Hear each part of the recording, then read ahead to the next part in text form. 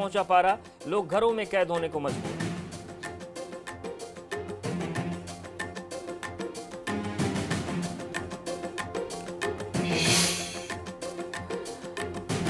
नमस्कार, एबीपी गंगा देख रहे हैं आप। मैं अवधेश। सीधे रुख करते हैं लखनऊ का, जहां पर उत्तर प्रदेश सरकार की प्रेस कॉन्फ्रेंस चल रही है। स्वास्थ्य सचिव इस वक्त बोल रहे हैं। या तो लोगों की टेस्टिंग कराई गई है या फिर उन्हें सलाह दी गई है कि वो अपने घरों में रहें, मास्क का प्रयोग करें, जब भी सार्वजनिक स्थल पर जाएं हाथ को साबुन पानी से बार बार धोते रहें और लोगों से सोशल डिस्टेंसिंग मेंटेन करें, 2 गज की दूरी रखें।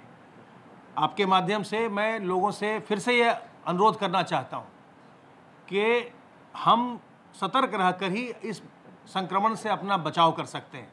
इससे घबराने की आवश्यकता बिल्कुल नहीं है, सतर्क रहने की आवश्यकता है और इसके लिए आवश्यक है कि हम अपने शरीर की प्रतिरोधक क्षमता को भी हम बढ़ाएं और उसके लिए गिलोय का सेवन, नीम की पत्ती का सेवन, तुलसी अदरक के काढ़े का सेवन, गर्म पानी का सेवन, इस तरह की चीज़ें करके और योग और प्राणायाम करके हम अपने शरीर की प्रतिरोधक क्षमता को बढ़ा सकते हैं। इस समय जो प्रवासी कामगार निरंतर आ रहे हैं प्रदेश में, वो बहुत बड़ी संख्या में आ रहे हैं और उनकी थर्मल स्क्रीनिंग करने के पश्चात अगर उनमें कोई लक्षण नहीं है तो उनको 21 दिन के होम क्वारंटाइन में भेजा जा रहा है।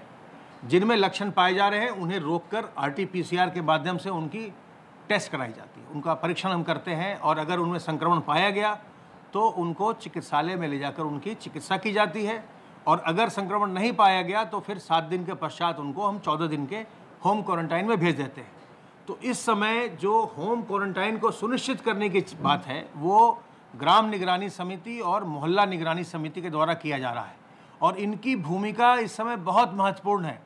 अगर हम लोगों ने इस कार्य को चौकसी के साथ किया और जो प्रवासी कामगार भाई और बहन लौटे हैं, अगर उन्होंने अपना सामाजिक दायित्व का वहन बिल्कुल अच्छी तरीके से किया और अपने घर से बाहर नहीं निकले, 21 दिन का होम क्वारंटाइन पूरा किया, तो हम संक्रमण को नियंत्रित करने में सफल हो जाएंगे।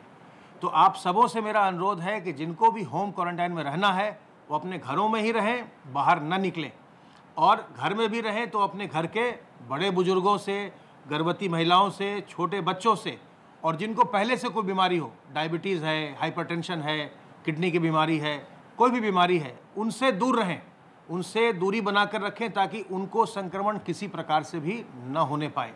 जब भी संक्रमण होता है तो इन्हीं लोगों को दिक्कत आती है। बाकी लोगों को हम लगातार ये देख रहे हैं केस मैनेजमेंट में कि लोग संक्रमित हो रहे हैं लोग और बड़े आसानी से 2 सप्ताह में ठीक होकर के वो घर चले जा रहे हैं। लेकिन जब अगर कोई बुजुर्ग व्यक्ति या कोई कोमॉर्बिडिटी वाला व्यक्ति जिसको कोई पहले से कोई बीमारी हो, जब उसको संक्रमण होता है तो उसको परेशानी आती है। और जो प्रवासी हमारे कामगार आ रहे हैं उसमें जो हमारी आशा वर्कर्स हैं उनके द्वारा लगातार उनके घर जाकर उनका सर्वेक्षण किया जा रहा है और उनके अगर लक्षण पाए जा रहे हैं तो उसकी सूचना हमको दी जा रही है।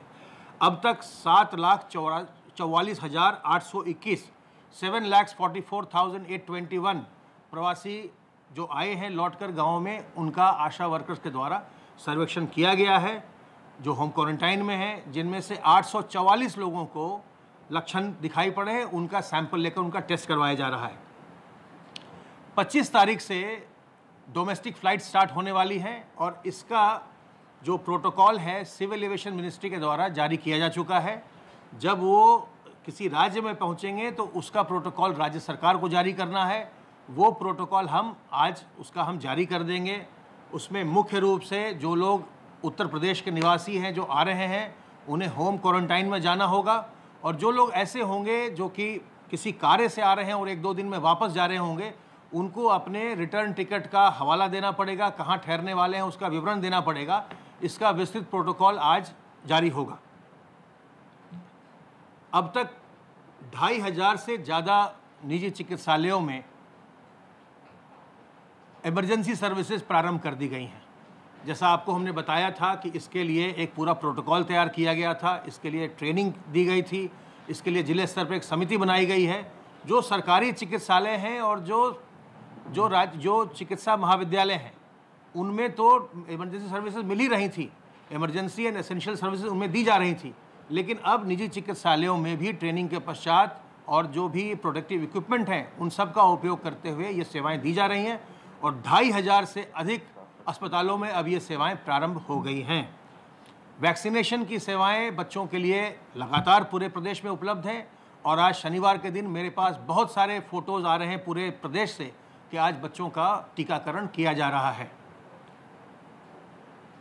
अब हम इसके पश्चात जो एनएसएस, एनसीसी, नेहरू युवा केंद्र, युवक मंगल दल आदि के लोग हैं उनको हम एक कोविड वॉलंटियर फोर्स के रूप में भी ड्राफ्ट करने जा रहे हैं, उनको हम लेने जा रहे हैं और उनके माध्यम से भी हम लोगों के बीच में जागरण का, जन जागरण का और जो होम क्वारंटाइन वगैरह है उसके संबंध में हम उनसे वॉलंटियर सर्विस लेंगे, वॉलंटरी सर्विस लेंगे।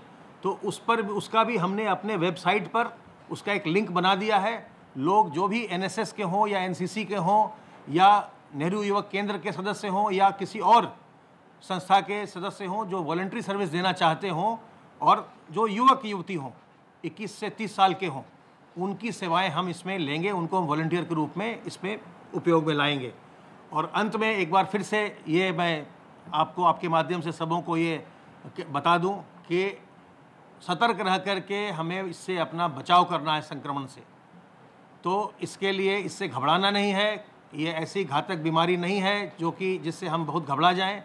अगर किसी को कोई इस तरह की बीमारी हो तो उसके प्रति मन में कोई दुर्भावना न लाइए, उसकी सहायता कीजिए जांच करवाने में या इलाज करवाने में।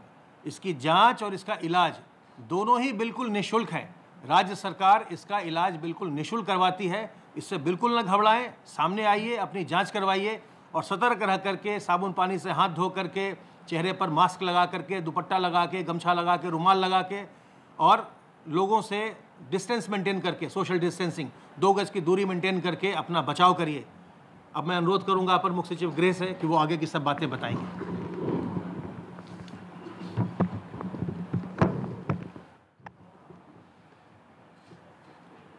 आज माननीय मुख्यमंत्री जी ने टीम 11 की बैठक की और बताने में ये खुशी है कि माननीय मुख्यमंत्री जी के मार्गदर्शन में आज पहली बार 1018 श्रमिक स्पेशल ट्रेन उत्तर प्रदेश में अब तक आ चुकी हैं। इन 1018 ट्रेनों में 13,54,000 से अधिक लोग जो है आ चुके हैं और इस आधार पर जो 1018 ट्रेनें आई हैं, जो बसें आई हैं, जो विभिन्न प्रदेशों से लोग आए हैं, अब तक 21 लाख लोग कुल हमारे प्रदेश में विभिन्न प्रदेशों से श्रमिक और कामगार आ चुके हैं। मैं ये भी बताना चाहूँगा कि आज कल में 178 ट्रेनें चल दी हैं और वो भी हमारे प्रदेश में बहुत जल्दी आ जाएंगी।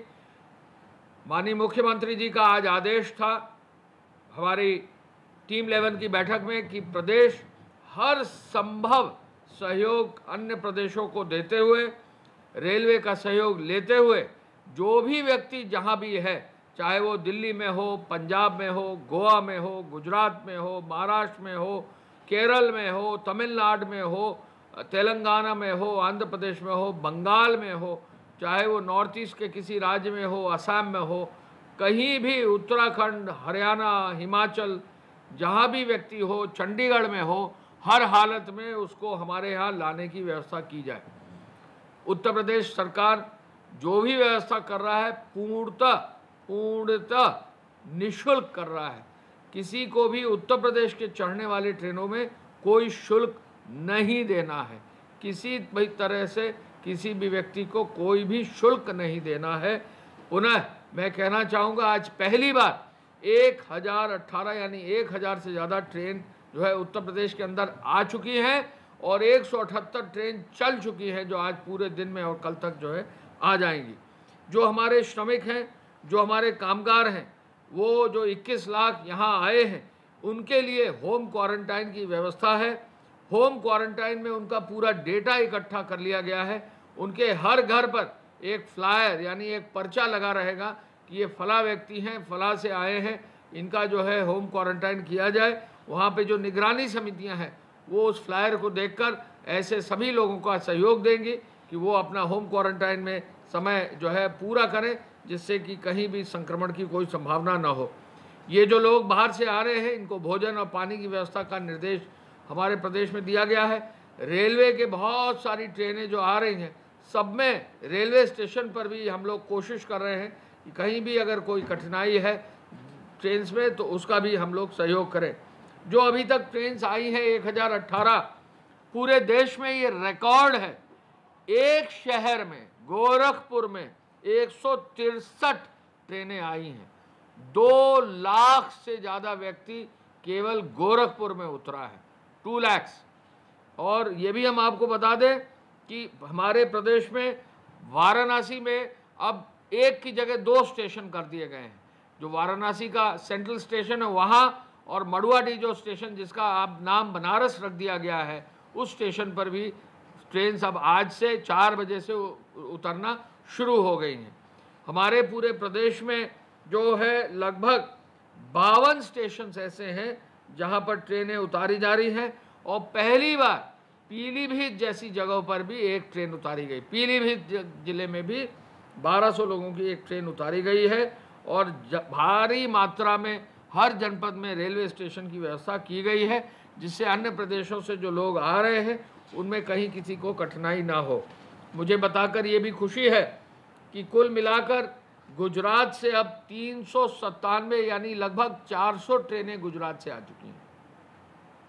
महाराष्ट्र से 213 यानी 200 से अधिक ट्रेनें आ चुकी हैं। पंजाब से 171 यानी लगभग 200 ट्रेनें पंजाब से भी आ चुकी हैं। 59 ट्रेन दिल्ली से आ चुकी हैं। दिल्ली का कोई भी व्यक्ति पैदल ना चले, दिल्ली का कोई भी व्यक्ति गाड़ियों से ना आए, दिल्ली का कोई भी व्यक्ति कोई निजी वाहन से ना आए।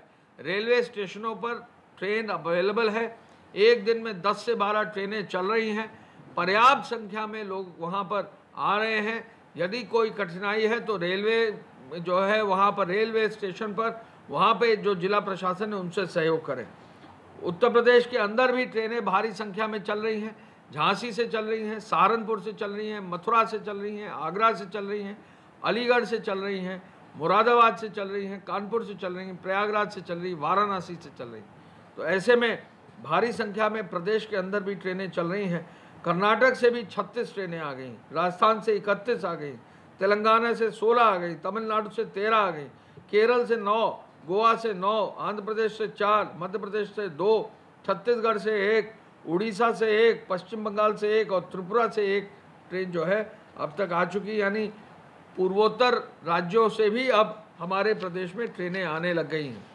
माननीय मुख्यमंत्री जी ने आज प्रवासी कामगारों और श्रमिकों को क्वारंटाइन सेंटर्स पे ले जाते समय थर्मल स्कैनिंग के लिए, उनके लिए राशन किट का उपलब्ध कराने के लिए, भरण पोषण भत्ता दिलाने के लिए, इन सब चीज़ों पर आगे काम निगरानी समितियों के माध्यम से करने का इनकी समीक्षा की है।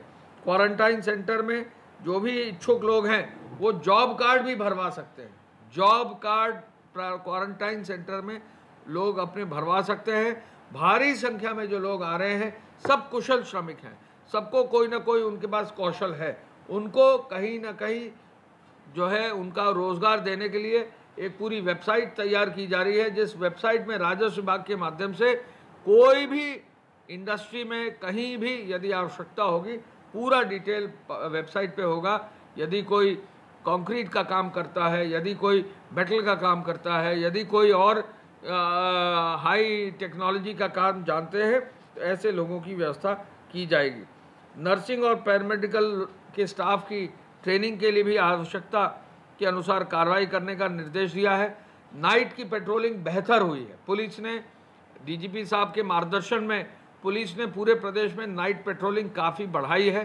रात को 10 या रात को 12 बजे से 4 बजे तक कई जगह पर जो है ये कोशिश की गई है कि वाहनों का जो है नियंत्रित रूप से उनका उपयोग हो।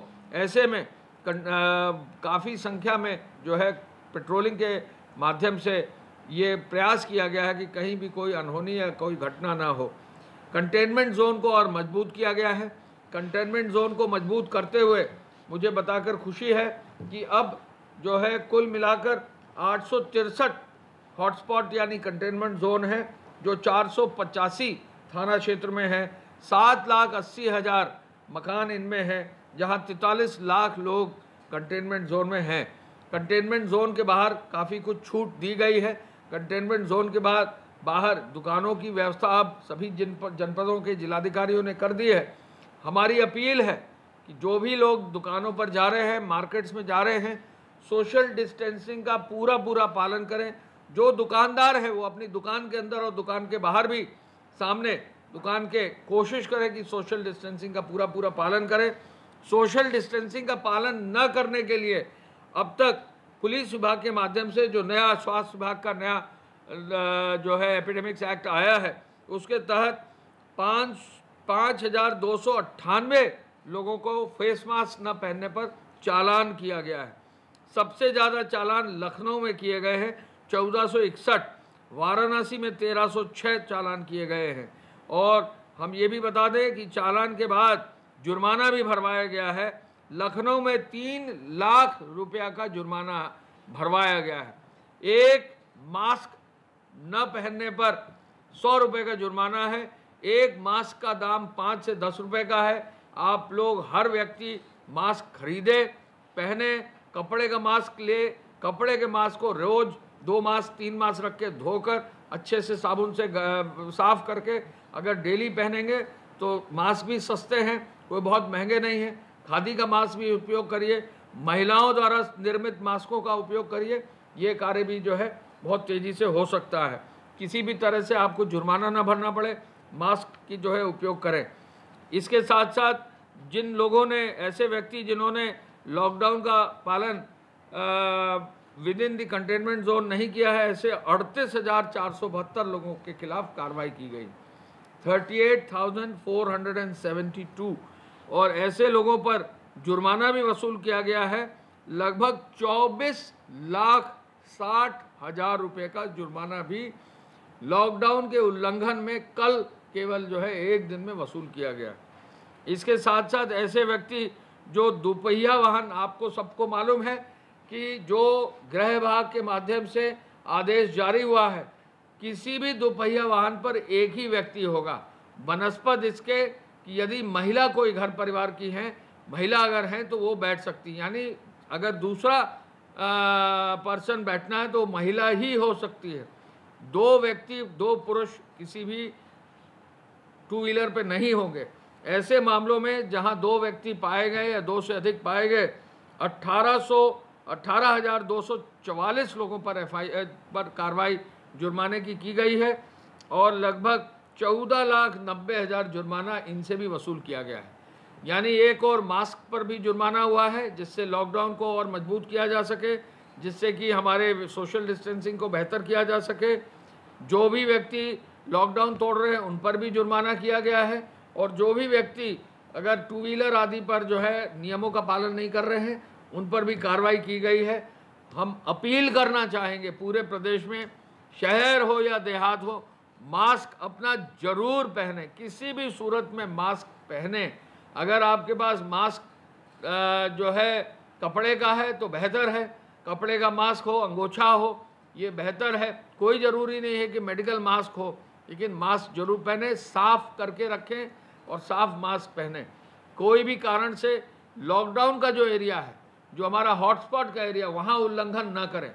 हम जरूर अपील करना चाहेंगे, लॉकडाउन के एरिया में बाहर से आने वाले व्यक्ति पालन करें, अंदर रहने वाले भी व्यक्ति उसका पालन करें। माननीय मुख्यमंत्री जी ने आगे टेस्टिंग बढ़ाने का भी निर्देश दिया है। अभी प्रमुख सचिव स्वास्थ्य ने बताया 8,000 पहली बार टेस्ट एक दिन में हमारे प्रदेश में हुए हैं। मुख्यमंत्री जी निरंतर हैमर कर रहे हैं, निरंतर जो है उन्होंने विभाग को निर्देश दिया है, इसको 10,000 अचीव करना है। संभवतः अगले ही हफ्ते ये 10,000 जो है अचीव हो जाएगा।